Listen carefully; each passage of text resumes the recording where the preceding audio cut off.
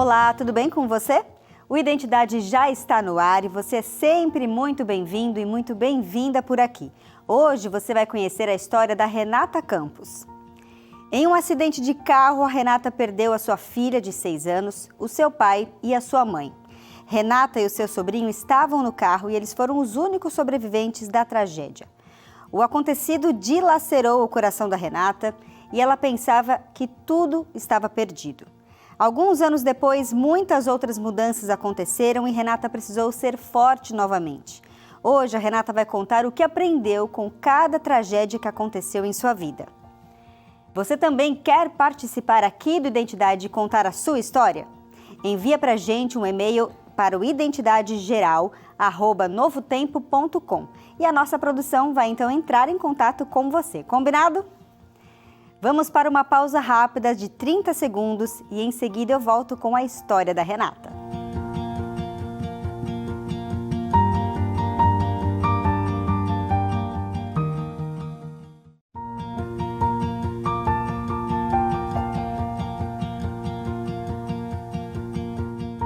Renata Campos enfrentou a dor e a perda de uma maneira avassaladora. Ela é uma mulher que lidou com a morte diversas vezes. Imagine que você está passeando com a sua família e em um acidente de carro, o seu pai, a sua mãe e a sua filha de 6 anos morrem. E você e o seu sobrinho são os únicos sobreviventes. Renata sentiu tristeza, angústia, raiva, negação e culpa. 6 meses depois, Renata descobriu que estava grávida de trigêmeos. Que surpresa, hein?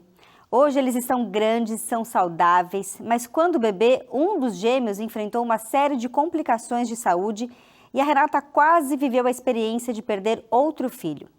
Porém, 5 anos depois, o seu esposo faleceu em um outro acidente de carro. Que história forte, não é mesmo?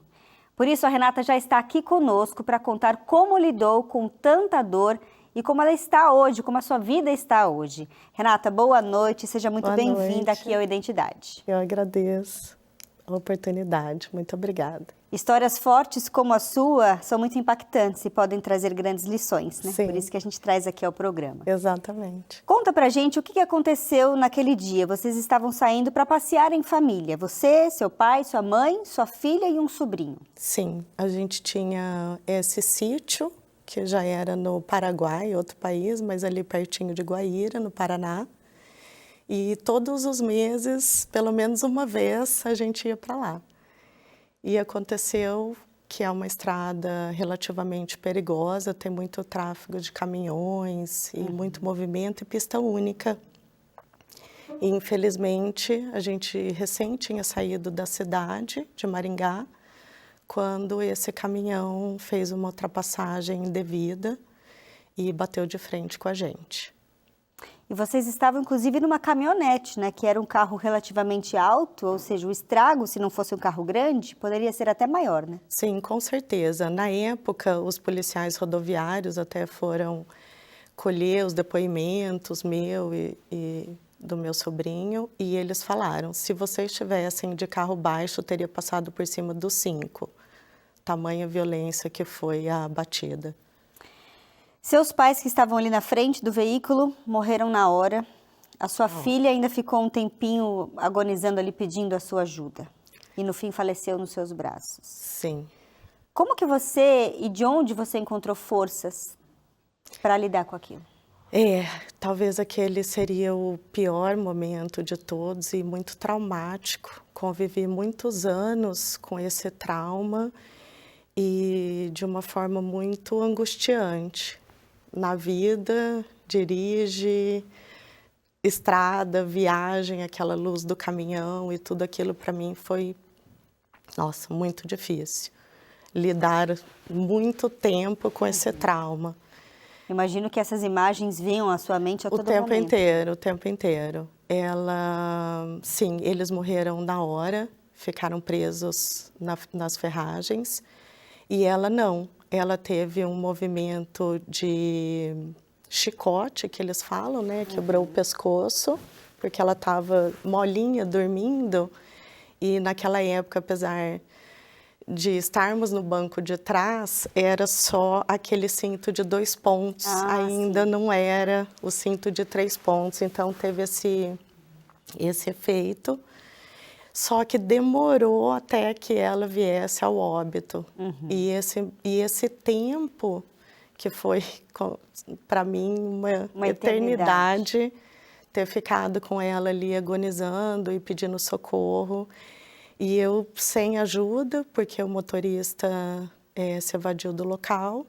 E era muito madrugada ainda, então não tive socorro de bate-pronto. Então fiquei ali por volta de uns 30 minutos com ela, tentando primeiramente tirar ela do carro e depois tentar fazer as manobras para ela se manter viva até que chegasse o socorro. Você é da área da saúde? Não, eu não sou. A minha primeira profissão foi administração. Mas você sabia fazer alguma manobra? Eu sabia, porque o meu pai era médico e eu trabalhei em hospital muitos anos. E aí eu fiz uma pós-graduação na área de administração hospitalar, então alguns cursos de primeiros socorros, a gente, por estar ali, é necessário fazer. E você tentou fazer isso, né, reanimá-la, mas quando o socorro chegou, já constatou o óbito ali. E eu imagino que todo mundo diz, né, que a perda de um filho é uma das dores mais avassaladoras, assim, que devasta a gente por dentro. Sim, o filho, nós temos aquela ligação, aquela simbiose, ela criança, nossa, tudo muito abrupto, repentino. Muito difícil lidar com tudo isso e participar dessa ida dela com outra configuração de alegria, estamos indo viajar, aproveitar no sítio e de repente estar nessa situação. Então foi muito difícil, eu tentei e o meu maior desespero era essa falta de controle da vida naquele momento. Aquela sensação de impotência. Impotência, né? Exatamente. Essa vulnerabilidade da vida que temos, mas até não nos depararmos com isso, não temos dimensão dessa dor, desse sofrimento, desespero. Desespero. E depois de um bom tempo sofrendo com essas 3 perdas que você teve, Deus te presenteou com 3 outras vidas. Foi maravilhoso. Nossa, foi um renascimento. Eu estava muito enlutada e surgiu essa ideia por parte do meu esposo da gente acelerar o processo e tentar a gravidez. E, por incrível que pareça, uma coisa que eu considero divina mesmo, uma bênção, ter engravidado dos 3 tão rápido, 6 meses depois do acidente eu já estava grávida dos 3 gêmeos, então foi muito próximo e trouxe essa vida, esse respiro para a gente poder seguir. Mas na gestação, a gestação foi tudo bem, mas depois do nascimento dos trigêmeos, um deles teve uma complicação e precisou ficar um tempo na UTI, né? E ali foi um período de muita angústia também, porque teve uma quase perda, digamos assim. A possibilidade de perder mais um filho novamente passou perto de você. Foi exatamente isso. A gestação realmente foi muito tranquila, mas, por um outro lado, apreensiva. 3 de uma vez, né? Então, era aquela gestação que pisava em ovos para que tudo desse certo. Então, tem uma certa angústia, uma apreensão quanto a uma gestação trigemelar. Mas, graças a Deus, deu tudo certo e os meninos nasceram bem. Mas o Henrico pegou uma bactéria na UTI. Ele foi o último bebê a sair, ele teve um baixo peso. E aí, consequentemente, a imunidade é muito baixa e ele pegou essa bactéria e ficou 3 meses na UTI. E o que passou pela sua cabeça nesse momento, assim, né? Passava o medo da morte novamente, o luto antecipatório mesmo, que ainda não tinha, né, dado nada errado, mas essa vida de UTI também é uma vida muito difícil. Mas, graças a Deus, depois de um tempo ele se recuperou e foi para casa com vocês. Foi, 3 meses depois ele saiu, e saiu bem, relativamente bem. Tem uma consequência da prematuridade e dessa questão de ter feito cirurgias, bastante coisa ele fez na UTI nesse período. Mas saiu bem e, graças a Deus, teve esse encontro dos 3 bebês. Foi muito bom, muito bom. Especial, né? Agora, Renata, a gente pincelou um pouquinho aqui na introdução do programa que a culpa permeava a sua vida ali, porque você tinha sido uma das únicas sobreviventes daquele acidente que tinha matado seus pais e sua filha. Como que foi lidar com a culpa? A culpa é devastadora nessa experiência do luto. Eu percebo isso claramente hoje, até com os meus clientes. Sempre existe a culpa, mesmo sem ter culpa. Isso acontece muito frequentemente. É a inocência de que temos que lidar da vida, de estarmos vivos. E porque somente eu fui presenteada de ter a vida de volta. Eu me machuquei bastante, mas fiquei bem. E o preço deles terem ido embora. Então, eu creio que esse é o ponto em que, em algum momento, nesse período do luto, a gente sente muita culpa, sem ter culpa. Sem ter culpa.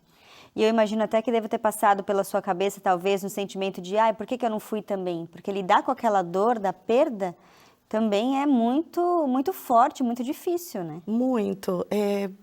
Depois que eu fui para a UTI, passei um tempo no hospital também, passei por algumas cirurgias, eu falava o tempo inteiro que eu queria morrer, que eu não queria continuar. Era muito difícil o confronto com essas perdas e estar viva, e o peso da culpa caminho era de muito morte, forte, né? Sim.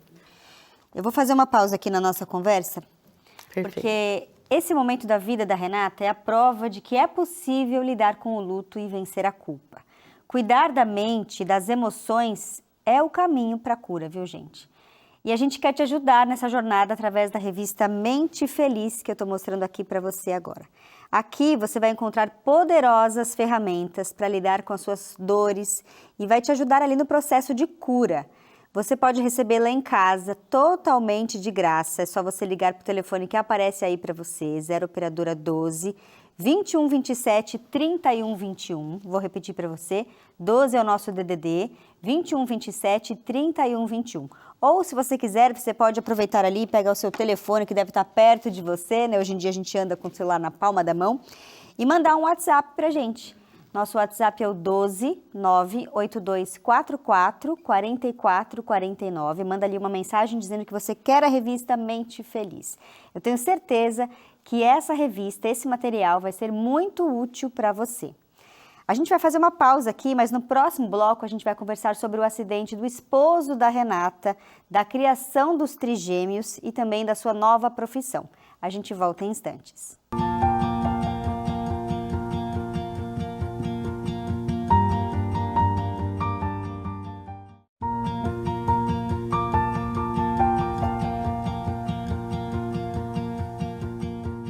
Estamos de volta hoje conhecendo a história da Renata Campos, essa mulher tão forte que mesmo com as perdas mais profundas encontrou felicidade novamente. E daqui a pouco você vai descobrir como ela lidou com todas essas dificuldades. Renata, no bloco anterior a gente falava aqui da vinda dos trigêmeos, que deu uma renovação ali, a vida de volta na sua vida, né? Sim. Mas quando eles tinham 5 aninhos de idade, um outro acidente aconteceu que acabou ceifando a vida do seu esposo. Como é que foi esse acidente? E como isso impactou a sua vida também?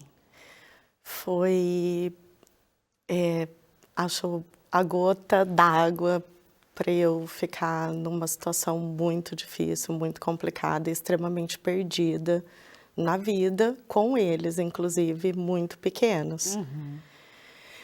Abrupto, novamente, repentino, acidente. Ele trabalhava numa companhia e estava dando um treinamento. Foi com um caminhão. E essa carreta tombou e ele e o motorista morreram na hora. E aí, sinceramente, eu fiquei assim completamente perdida, sem saber como recomeçar novamente. Como que você recebeu essa notícia? Alguém foi te dar pessoalmente? Foi por telefone? Não, foi por telefone. Eu estava, inclusive, em Maringá, te retirando as coisas do quarto da Vitória. A gente estava com muita ideias de recomeço com as crianças. Agora o Henrico estava bem, os trigêmeos, e ficar numa cidade vizinha que era onde ele trabalhava. E aí, receber essa notícia por telefone, dessa maneira: olha, o Marlon está morto. Eu falei, como assim? Né? Totalmente fora da realidade eu fiquei. Não conseguia aceitar mais essa morte. A Bíblia diz que os filhos são herança do Senhor, são bênçãos. Como é que eles te ajudaram a ter forças para continuar? Porque eu imagino que novamente deva ter batido no seu coração, na sua mente, a ideia de desistir. Falar, não, agora não quero mais. Só que você tinha 3 pequenos ali para cuidar. Eles te ajudaram em algum momento a falar, não, eu preciso lutar por eles? Sim, é isso que você mesma disse.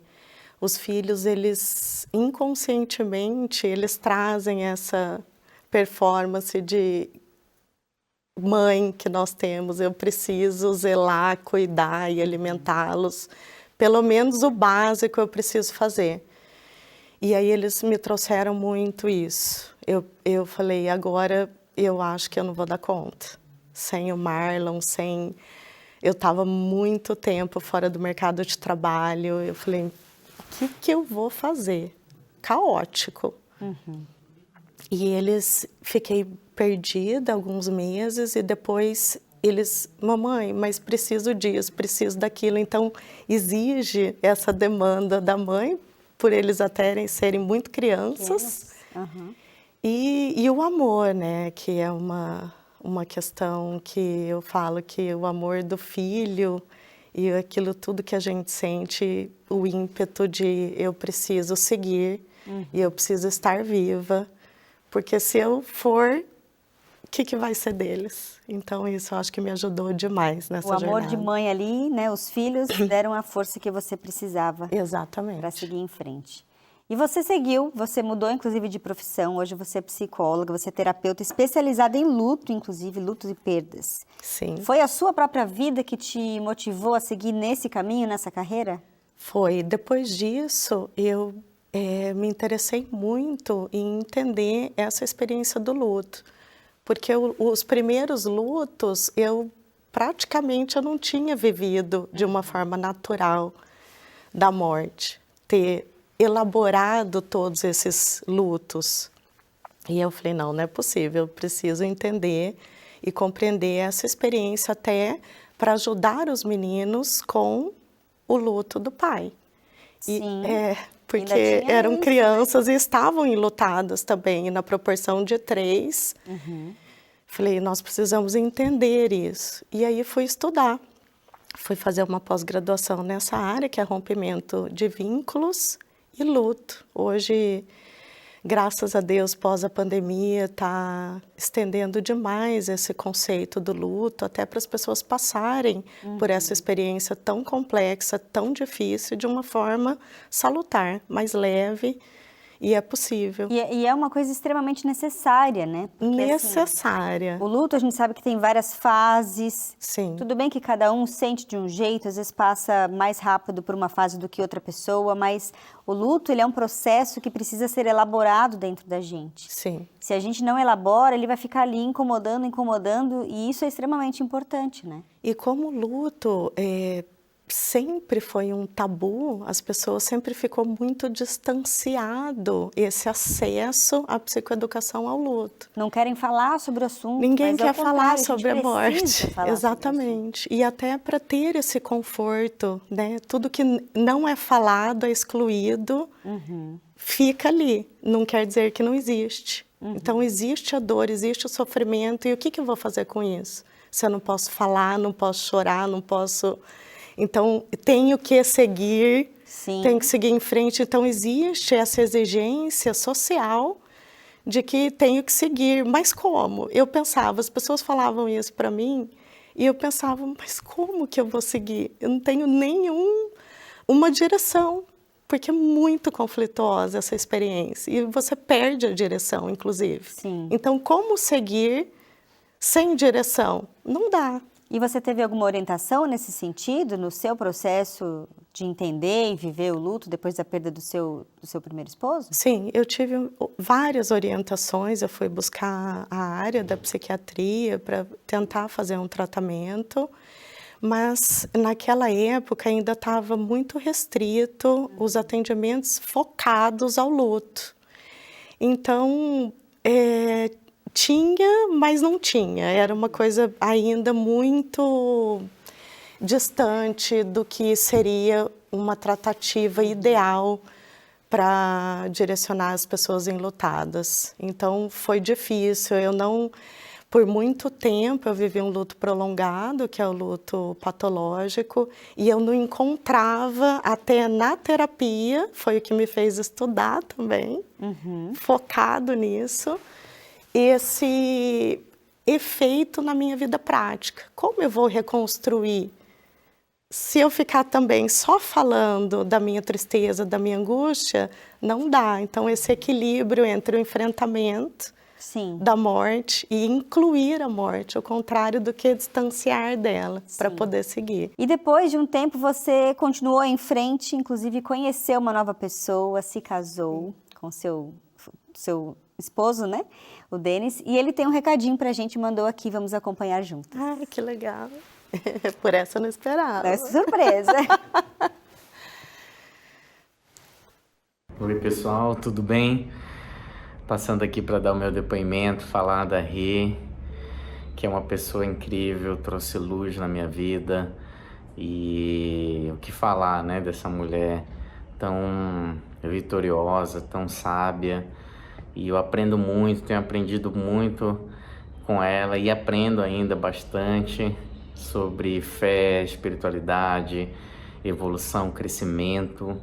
É uma pessoa resiliente, uma pessoa corajosa, e inúmeras qualidades para falar da Rê, né? E essa alegria, esse sorriso que tanto contagia quanto nos ensina muito, né? Então, assim, é uma alegria conviver todos os dias e desfrutar da sua companhia, meu amor. Te amo e um beijo grande, viu? Muito orgulho de você.